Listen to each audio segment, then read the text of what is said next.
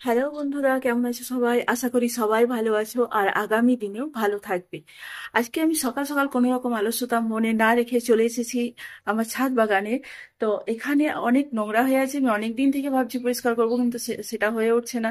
আর বাগানীদের কাছে বাগান পরিষ্কার করাও তো একটা গুরুত্বপূর্ণ কাজ, সেহেতু এটা তো স্কিপ করা যায় না। তাই কোনো রকম আলস্যতা মনে না রেখে চলো শুরু করি আজকের ভিডিও।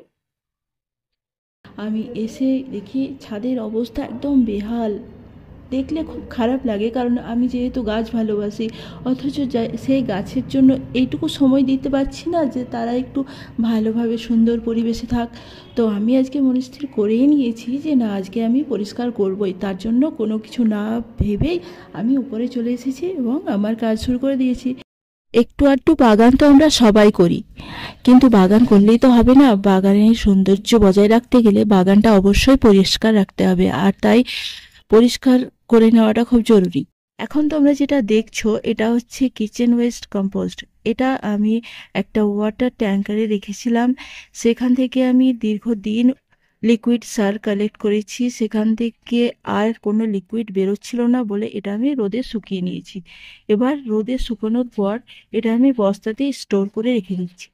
যখন প্রয়োজন পড়বে প্রয়োজন মতো টবে, মাটিতে বা নতুন মিক্সচার করা মাটিতে মিশিয়ে দিতে পারি। বলে না, বিনা খরচায় কি করে বাগানের গাছের সংখ্যা বাড়ানো যায়। তো তোমরা করতেই পারো ঘরের যে কিচেন ওয়েস্ট কম্পোস্ট এগুলো, তারপর কাউডাং। যাদের কাউডাং খুব সস্তা পড়ে যায়, তুমি আনতে পারো। তুমি মাত্র 20 টাকা দিয়ে এক বস্তা, সিমেন্টের বস্তায় এক বস্তা কাউডাং নিয়ে আসতে পারো। কাউডাং নয়, কাউডাং কেক, যেটাকে আমরা ঘুষিও বলি গ্রাম্য ভাষায়, বা ঘুঁটো। চা পাতাও দিতে পারো। কোকোপিটের পরিবর্তে তোমরা যদি চা পাতা দাও, তাহলে চা পাতাটা কি হয় যে ওটা অনেকটা জল ধারণ করে রাখে, অনেকটা কোকোপিটের মতোও কাজ করে। হয়তো অনেকের এটা জানা নেই বা হয়তো করে না ইচ্ছে করে, কিন্তু চা পাতা খুব ইজিলি পাওয়া যায়, কারণ চায়ের দোকানে যে প্রচুর পরিমাণে চা হয় সেগুলো তারা ফেলতে জায়গা পায় না, এত পরিমাণ হয়। তো আমি একবার আনতে আনতে এত জড়ো করে ফেলেছিলাম যে সেগুলো আমি গাছে দিয়ে শেষ করতে পারিনি, এখনো আছে।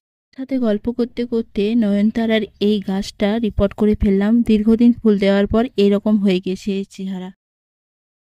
বলতে আমার কাজও শেষ হয়ে গেছে। এটা হচ্ছে আমার ছোট্ট ছাদ বাগানের ওভারভিউ।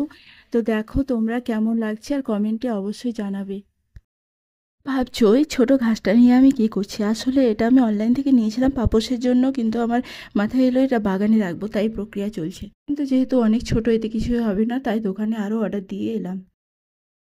ফাইনালি আমার কাজ হয়ে গেছে। আমি বাগান পরিষ্কার করে বসে পড়েছি আমার বাগানে। তো দেখা হচ্ছে নেক্সট ভিডিওতে। আপাতত টাটা, বাই বাই, আসসালামু আলাইকুম। ভালো থেকো সবাই।